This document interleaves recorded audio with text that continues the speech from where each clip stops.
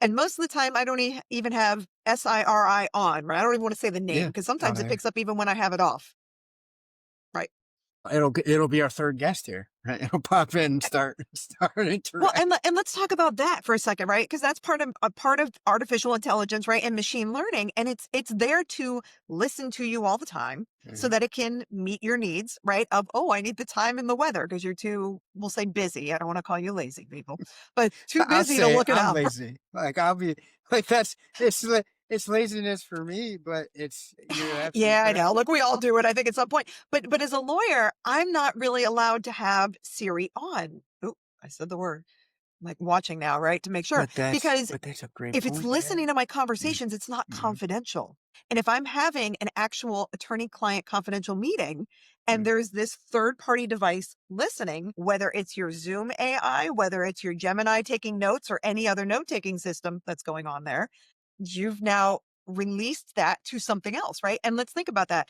If you're using Google and you're using their AI system that is now listening to your meetings and taking notes, right? And those types and then sending notes to people that may have not been in the meeting, but that were originally on the invite that didn't get. And that's a whole host of problems, to say the least. Never mind the not really allowed to record anybody without their permission pieces. But There's that gem I think that you're yeah. touching on, but it's Yeah. it's the ultimate for me. It's still we make a joke about it at work, but it's the ultimate vibe check. You'll not see me or my department talk less than once we see that notification go up that hey, this meeting's being transcribed, and it's suddenly like you Yep. cut out our tongues. We got nothing to say. We might Mm-hmm. grunt like our beloved gentleman above your head. We might just make grunts and hard faces, but and say oh we need to say, but you're not because there's what and honestly like let's tease that out a second. Yeah. It sometimes feels like a bit of a violation. I've caught myself Oh, yeah. going, how dare you? I didn't say we could. And I don't know where this conversation is going, but now I certainly know that I won't be taking it anywhere that I want to be open and transparent and vulnerable. And really, I feel even in a business context, it takes away a lot of that collaborative energy that you could potentially have because you want to It does. sit there and talk about real issues and real problems. Oh, wait a second. Am I recorded? Am I going to say the wrong thing that's going to get back to a department or whatnot, or put me on in a bad light with some colleagues? No, then cool. We could have done this over an email because that's essentially what you're doing. You're making the auditory version of a receipt.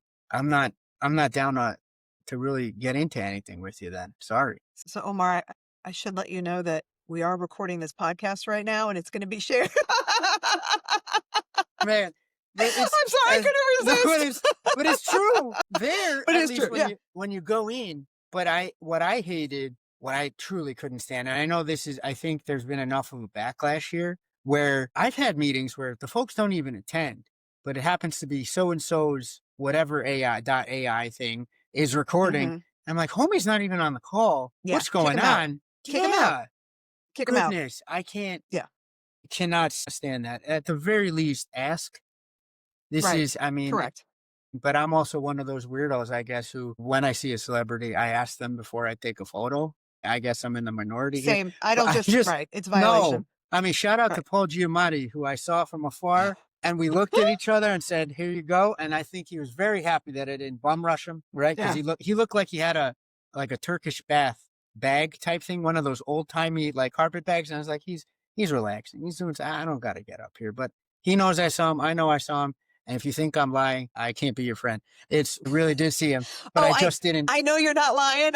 I've got a celebrity Sure. story. Yeah, Yeah. I know. I am very similar to you. So I was in college and we were flying out to Chicago for nationals. I was a cross country runner. And so we were on the plane. And for whatever reason, I got separated from the rest of the team. My seat was up in the front of the plane. Everybody else was in the back of the plane. Mm. And behind me, no joke, was Joe DiMaggio. Oh, get out of here. And the boys from my team kept coming up and Sure. going, "Do you know who that is?" I'm like, Yeah. "Yes, I do." They're like, "You should say something." I'm like, I look over, I'm like, "He's sleeping. Leave him alone. Like, Exactly. do not mess with Joe DiMaggio. Like, Leave let Joe the dude alone. sleep. He's hanging out in the same coach class as the rest of us. Like, let the dude sleep." Right.